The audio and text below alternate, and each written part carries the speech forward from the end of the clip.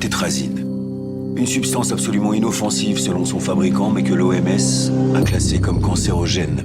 Ça fait 3-4 ans que leurs lobbies font tout ce qu'ils peuvent pour détruire tous les programmes de santé publique de l'OMS. Cette semaine sur vos écrans, il y a un film qui fait pas mal causer, alors je vous en parle moi aussi.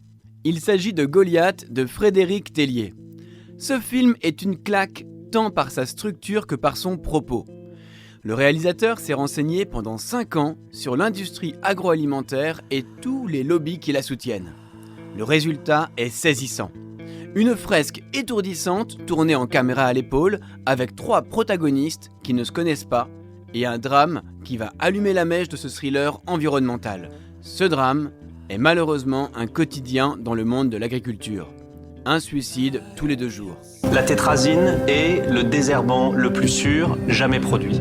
Le meilleur. Merci. Tout le monde le sait et personne dit rien. Et nous, on crève, putain! Cultiver sans pesticides se traduirait par la disparition de plus de 30% des volumes produits. Il faut que vous vous battiez. Là, c'est l'immolation d'une agricultrice qui n'en peut plus et qui décide de dénoncer les méfaits de la tétrazine, le produit qui fait terriblement penser au Roundup et incarne le débat sur le glyphosate. C'est ce drame qui va réunir une militante interprétée par Emmanuel Berco, un avocat interprété par Gilles Lelouch et un lobbyiste interprété par Pierre Ninet. Ce trio est saisissant. Ils sont au service de leurs personnages, ils y croient, et nous aussi.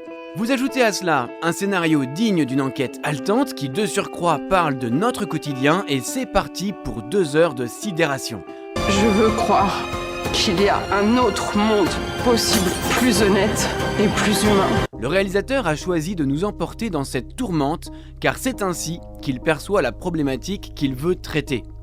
D'ailleurs, au-delà des produits chimiques dangereux pour la santé, Frédéric Tellier précise qu'il poursuit son idée de montrer le chaos de la nature humaine. C'est un film en hommage à ceux et celles qui cherchent la vérité, dit-il.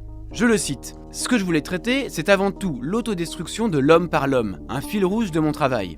Comme le sang contaminé, le tabac ou l'amiante, les pesticides sont un scandale sanitaire majeur. Après le printemps maraîchin, organisé par le collectif Bassine Non Merci ce week-end en Deux-Sèvres, ce film est clairement à propos. Quel modèle de société voulons-nous défendre ? Et comme la mobilisation qui s'organise activement autour des bassines, le film Goliath divise, car il traite d'un sujet de fond sur lequel nous sommes invités à nous positionner. Vous ressortirez peut-être avec la gorge serrée, mais franchement, ça vaut le coup. Et sinon, il y a tout plein d'autres bons films cette semaine, dont certains clairement plus légers que Goliath. Alors je vous souhaite de bonnes séances à toutes et à tous, et je vous dis à bientôt. Alors je vous pose la question. Est-ce que les bourreaux gagnent toujours face à leurs victimes ?